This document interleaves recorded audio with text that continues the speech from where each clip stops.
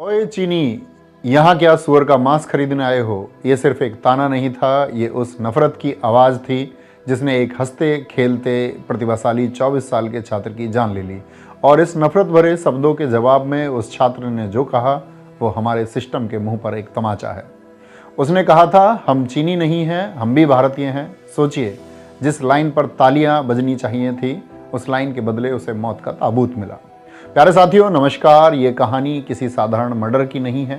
ये कहानी उन आखिरी शब्दों की है जो एंजल चकमा ने अपनी आखिरी सांसें उखड़ने से ठीक पहले अपनी भारतीयता बचाने के लिए कहे थे। आज हम उस कड़े का सच भी बताएंगे जिससे उसका सिर फोड़ा गया, और उन 6 मानसिक रूप से बीमार आरोपियों के बारे में भी बताएंगे जिन्होंने एक होनहार छात्र के जीने का अधिकार छीन लिया। देहरादून, जिसे हम देवभूमि कहते हैं, शांत वादियाँ, ठंडी हवाएं और खूबसूरत नज़ारे। लेकिन 9 दिसंबर की शाम इसी देवभूमि के दामन पर एक ऐसा दाग लगा जिसे मिटाना शायद हमारे समाज के लिए बहुत मुश्किल होगा। एंजल चकमा, जो त्रिपुरा का रहने वाला था, वह देहरादून की जिज्ञासा यूनिवर्सिटी से MBA कर रहा था। इतना ही नहीं, एक फ्रेंच मल्टीनेशनल कंपनी में उसकी नौकरी भी लग गई थी। वह बस डिग्री लेकर अपने आने वाले सुनहरे भविष्य की शुरुआत करने वाला था। लेकिन 9 दिसंबर की शाम देहरादून के सेलाकुई बाजार में जब एंजल और उसके भाई माइकल बाजार में राशन और कुछ खाने पीने का सामान खरीदने जाते हैं तो वहाँ पर कुछ शराबी लड़कों का एक ग्रुप आता है और उन्हें चीनी, मोमो और चिंकी जैसे अपमानजनक शब्दों का प्रयोग करके चिढ़ाने लगते हैं।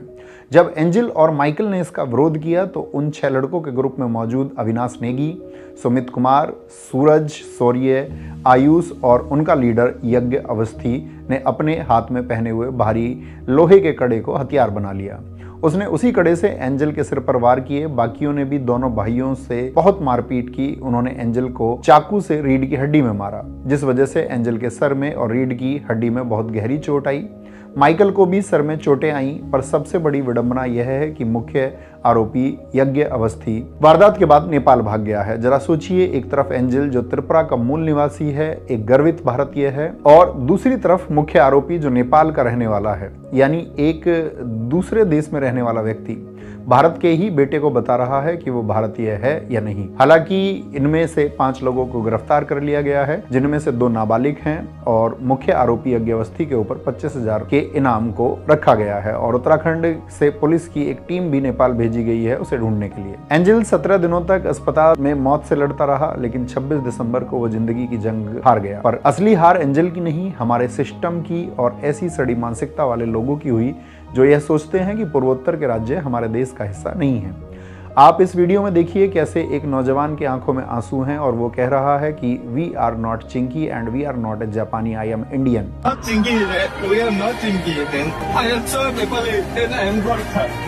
जब बांग्लादेश में एक हिंदू पर अत्याचार होता है तो हमारे अरुणाचल प्रदेश, नागालैंड, मिजोरम, नॉर्थ ईस्ट के सारे भाई बहन हाथों में तिरंगा लेकर इसका विरोध करते हैं। यह प्यारी सी 9 साल की एक छोटी गुड़िया मिजोरम की है, जिसका नाम एस्थर लाल दुहाबमी हनमते है। यह गुड़िया हिंदी भाषा में बहुत ही सुरीले गाने गाती है।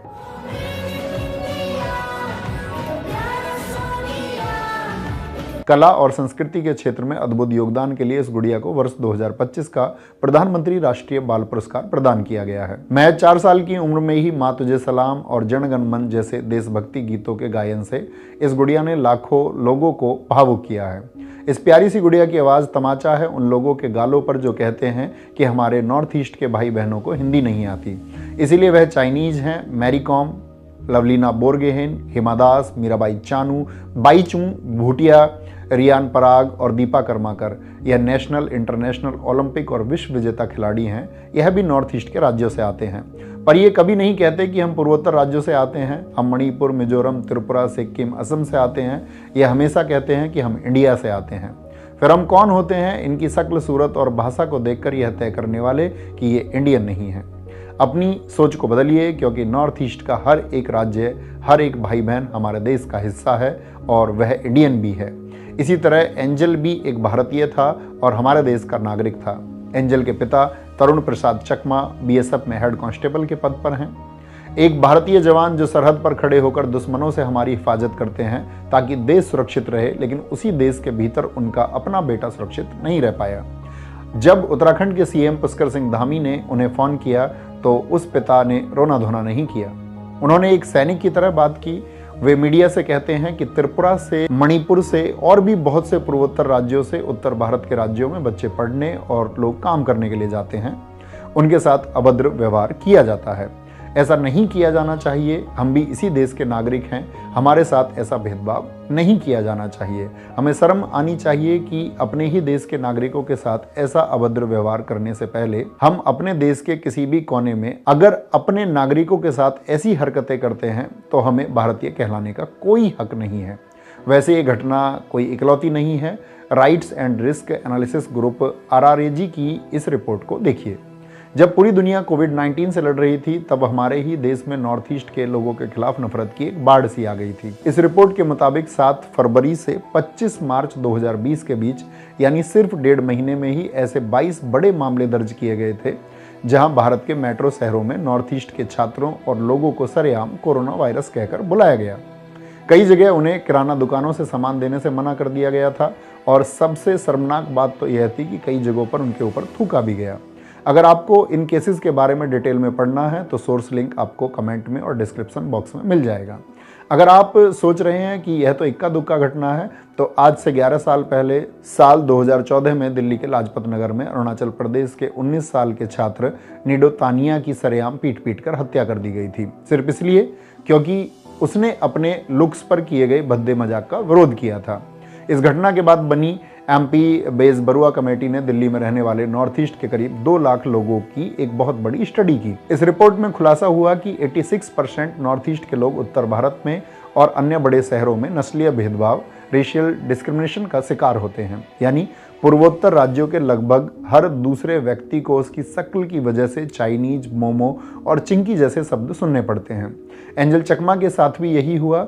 उसे उसके इंडियन होने से नहीं, उसके चेहरे से जज किया गया। हम बचपन से किताबों में पढ़ते हैं विविधता में एकता, यूनिटी इन डाइवर्सिटी, लेकिन असल जिंदगी में जब हम किसी अलग दिखने वाले को देखते हैं तो हमारी ये एकता कहाँ चली जाती है।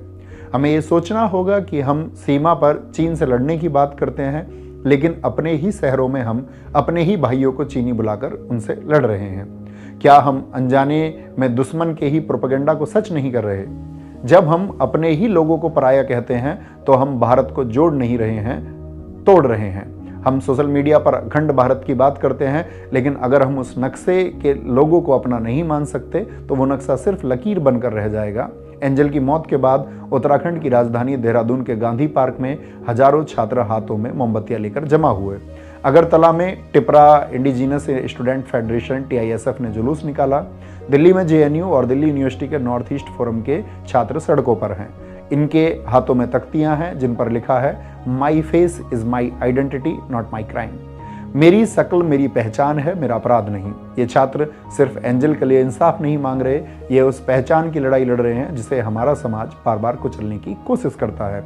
एंजल चकमा अब वापस नहीं आएगा लेकिन उसके आखिरी शब्द हम भी भारतीय हैं अब हमारे कानों में गूंजते रहने चाहिए। आरोपी चाहे नेपाल भागे या पाताल में छिप जाए, पकड़े तो जाएंगे, लेकिन असली इंसाफ तब होगा जब हम अगली बार किसी नॉर्थ ईस्ट के भाई या बहन को देखें तो हमारे दिमाग में चिंकी या चीनी शब्द नहीं बल्कि भारतीय शब्द आएं, क्योंकि अगर हम अपने ही लोगों को पराया करते रहेंगे तो हम किसी बाहरी दुश्मन से क्या लड़ेंगे। एंजल चला गया लेकिन उसका सवाल अभी भी जिंदा है। अंत में राहत इंदौरी साहब का एक शेर कहना चाहूँगा, लगेगी आग तो आएंगे घर कई जद में, यहाँ पे सिर्फ हमारा मकान थोड़ी है, जो आज साहिबे मसनद है कल नहीं होंगे, किराएदार हैं जाति मकान थोड़ी है, सभी का खून है शामिल यहाँ की मिट्टी में, किसी के बाप का हिंदुस्तान थोड़ी है। जय हिंद, जय भारत, जय मां सरस्वती।